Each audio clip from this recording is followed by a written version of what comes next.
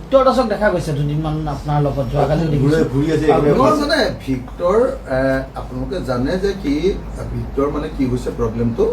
Victor মানে বহুদিন জেলত থাকিলে আমাৰ জুবিনদাৰ কাৰণে জেলত থাকিলে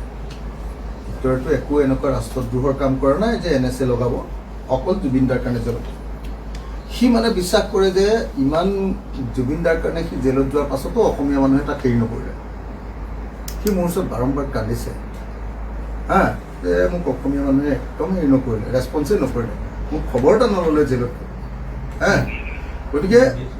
যেতিয়া সি মোলৈ ফোন কৰিলে তাৰ মাকে আৰু মোলৈ সি ফোন কৰিলে মই ক'লোঁ যে চা মই কাকো লগ নধৰাকৈ লুকাই আছোঁ এটা ঠাইত তই যদি আহ তালৈকে আহিব পাৰিবি আৰু মই কৈছোঁ মেডিয়াৰ পৰা মই লুকাই আছোঁ এটা ঠাইত তই যদি আহ তালৈকে আহিব পাৰিবি তেতিয়া সি লগে লগে তাৰ বায়েক ভিনীয়েকক লগত লৈ মোৰ তালৈ গৈ ভিক্টৰটো জানেই আৰু আপুনি মাজে মাজে উভত মাত মাতে মই একদম 2 চাত দি দিয়াৰ পাছতো উভত মাত মাতি দিছে মোৰে বদনাম কৰিছে সি হা কিন্তু মই এটা কথা জানো যে অসমীয়া মানুহৰ মাজত খুব কম মানুহ আছে যি জাতিটোৰ কাৰণে চিৰিয়াছলি ভাৱে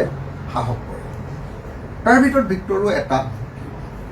যদি তাক এনেকুৱা বিপদৰ সময়ত আপোনালোকে ভিক্টৰক কেতিয়াবা যদি লগ পাইছে ল'ৰাটো সৰুমতীয়া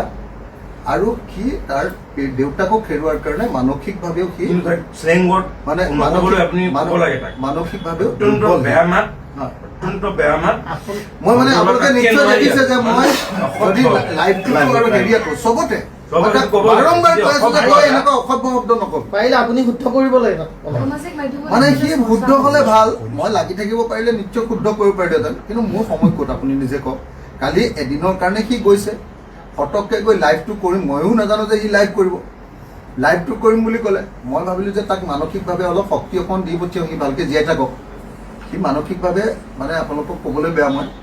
মানসিকভাৱে সি এতিয়া বহুত দুৰ্বল মানুহ তো গতিকে ল'ৰাটোৱে সি খালি এই উভত মাতটো মতাৰ কাৰণে মোৰো পৰিৱেশ বেয়া হৈছে ময়ো তাক গালি দিছোঁ মই তাক ধমকি দিছোঁ কালি সি মোৰ লগতে আহি জুবিন ক্ষেত্ৰত সোমাইছে তাৰপিছৰ পৰা সি আৰু বন্ধ কৰিছে দেই মই এনেকুৱা ধমকি দিছোঁ তই মোক বৰবাদ কৰি দিলি বুলি কৈছোঁ তই লাইভত তই উভত মাত মাতিছ বেয়া মাত মাতিছ অশ্লীল মাত মাতিছ খুব ধমকি দিলোঁ এতিয়া সি কালি কিন্তু গোটেই দিনটো আহিছে এটা শব্দও মতা নাই আকৌ জুবিন ক্ষেত্ৰতো যেতিয়া বাইক চাইড দিছে এটা শব্দও মতা নাই সি এতিয়া নৰ্মেল হ'ব বুলি ভাবিছোঁ মই